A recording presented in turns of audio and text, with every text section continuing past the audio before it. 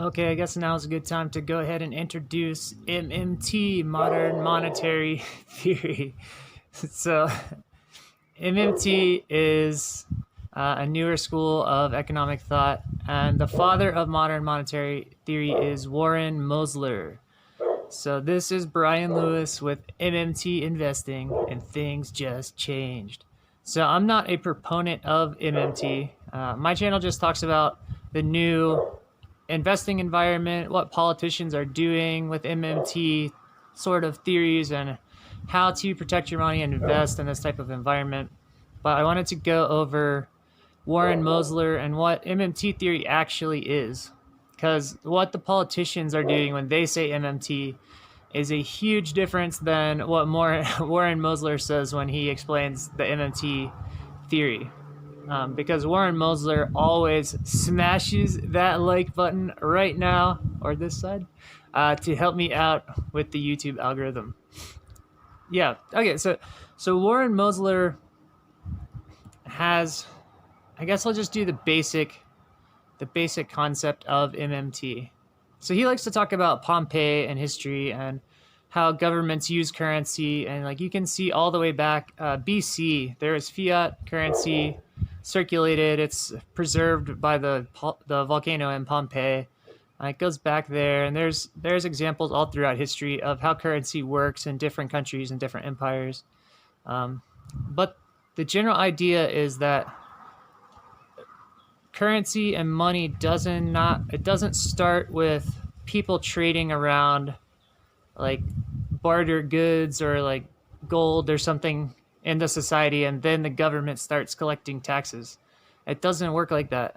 What MMT says is the government first creates a tax, and then once people owe tax, then the government creates currency and introduces it into the society and pays people to work for the government in a currency. And the value of that currency is that you need to pay your tax in that currency. And that is how the currency circulates through the economy. And then at the end of the tax cycle, the government collects that tax back out of the system and destroys it out of the system. So it's like a one-way cycle that starts with tax, and then the government creates currency and introduces it, and then it circulates through the economy, and then the government destroys it right back out of the economy. When it collects taxes, it's taking that money out of the economy. And that is the dynamic of how currency circulates in an economy and the basics of how currency gets value. And then MMT does not say big government is a good thing. It does not say big deficits and big spending and money printing are a good thing. MMT just sets up relationships between the unemployment rate, the tax rate, the size of government, interest rates, and it says the monetary operations of how the currency actually works, how it's created, and looks at the numbers and the ratios between those things. It's just really a deep dive into monetary operations, and it's not a political thing. He stays completely out of politics in the theory.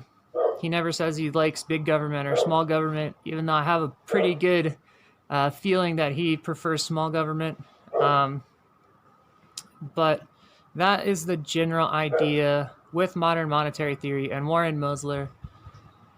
Yes, and Warren Mosler has reopened his Twitter feed, and that's cool because I saw on there today that he posted his white paper. There's an actual white paper now that just has a pretty simple description of all the monetary operations in the modern monetary theory, and it's not that long. That's pretty cool. It's simple, and then he has a bigger book that is a longer read that you could look up too if you're interested in modern monetary theory. But I just wanted to point out that there's a huge disconnect between politicians using MMT as a buzzword and the modern monetary theorists, which are, as all economists pretty much are, interested in stabilizing the currency and avoiding depressions and recessions. All the schools of economics are focused on that, and this is just one more look at how you might be able to do that and how the currency operates. So that's your introduction, and there's tons of videos I can do talking about all of the operations and how modern monetary theory actually works. But that's the general idea, and I guess that's good enough. Yeah. Okay.